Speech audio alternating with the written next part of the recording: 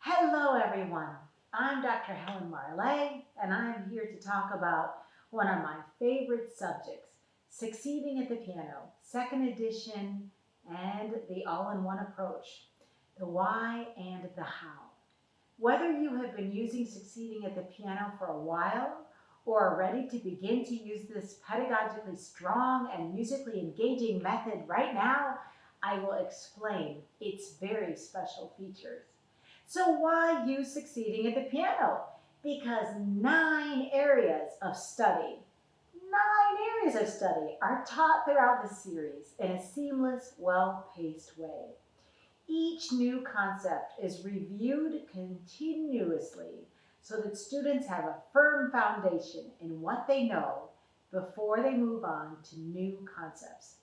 These 9 areas of study are: number 1, rhythm; number 2, reading; number 3, fostering musicality from the very first week; number 4, healthy, natural technique; number 5, theory; number 6, oral skills or ear training, whichever one you call it; number 7, composition activities; 8, music history; and 9, attention given to how students should practice.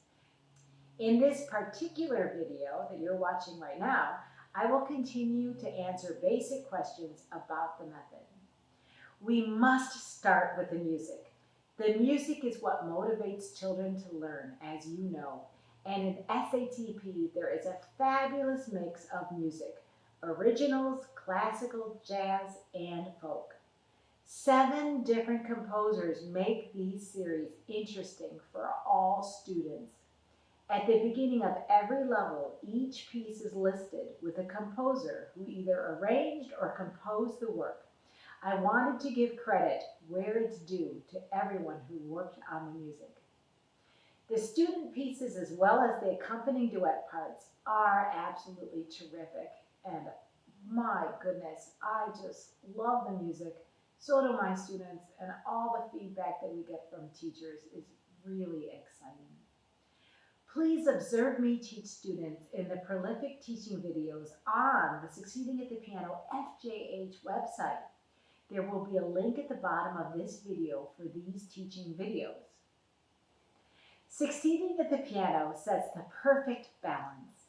It has a steady and well thought out flow of concepts, introduced at the right time, while keeping the tasks challenging enough to push students to reach a higher level of piano playing. I focused on each level of Succeeding at the Piano equally, making sure to cater to the musical and technical needs of each level of students. So whether they're beginner level, going through late beginner level, all the way through intermediate level. How can teachers select the correct level of Succeeding at the Piano for each student? One really good way is to review the pages at the beginning of every book. So for example, at the beginning of grade 1A, there's a lovely page of review. And these are the concepts that were taught in the previous level. So for example, many transfer students do not have a grasp of their basic guide notes.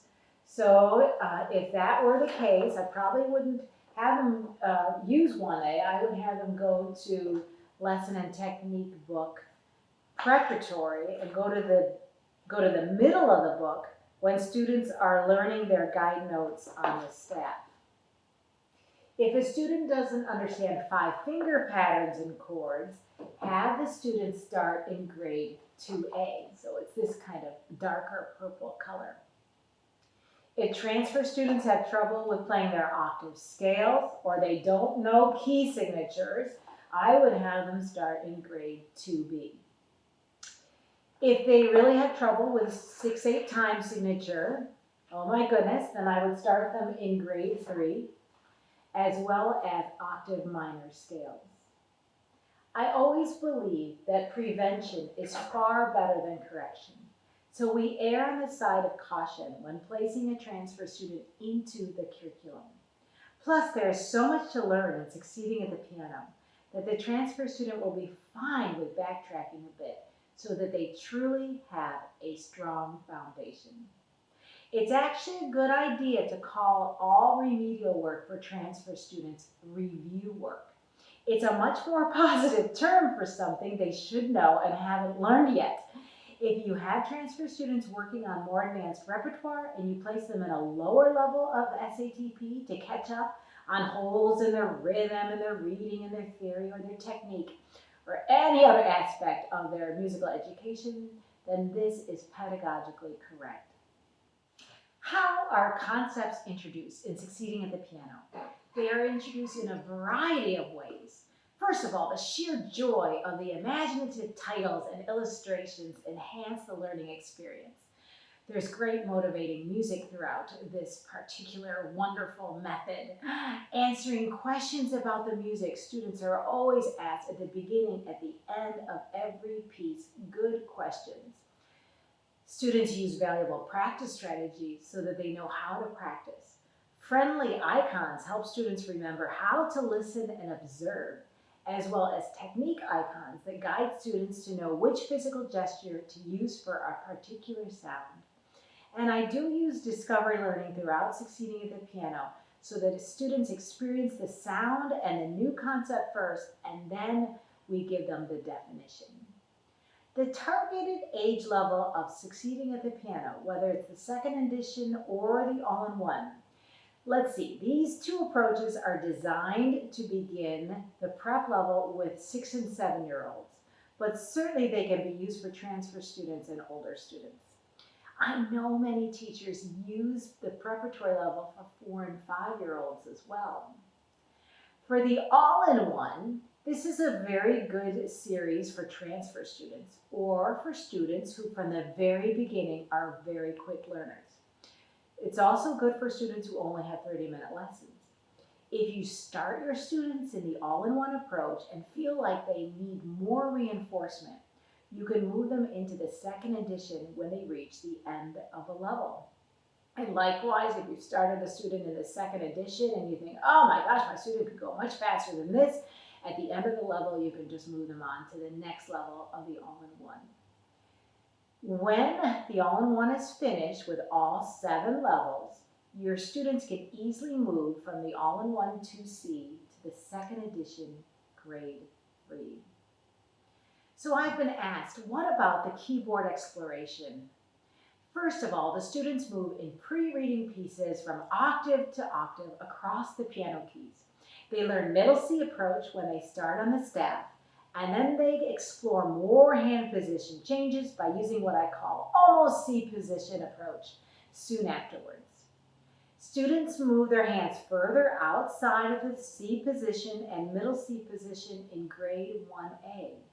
So for example, students might use a different finger on a specific note. So if they're on middle C, my goodness, they might move away from middle C position so that their thumb is on a B or an A. Students learn to play pieces in D minor and F minor, and they also learn treble C position in grade 1A.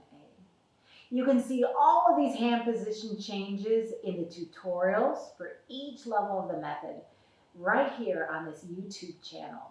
So students learn second and third intervals by steps and skips in the preparatory level. There's a great deal of reinforcement of these 2 intervals as well as repeated notes. In grade 1A, second and third intervals are again reviewed, and then students learn 4th and 5th intervals. Since time is spent on learning patterns based on these intervals, as well as learning how to move when observing the 8VA and 15MA octave signs, the hand positions they learn are excellent and quite ample. Succeeding at the Piano engages the students in all aspects of the principles of learning, and I will discuss these in another video. The video is actually called Succeeding at the Piano, the Principles of Learning. So now let's go on to video 1, Succeeding at the Piano Rhythm, the why and the how. So please subscribe to this YouTube channel so that you can get updates on how to refresh and how to engage and how to inspire our students' learning process. Okay, see you later. Aren't you glad that I'm wearing red for succeeding at the piano preparatory level? So this is the difference between the second edition and the all-in-one approach to succeeding at the piano.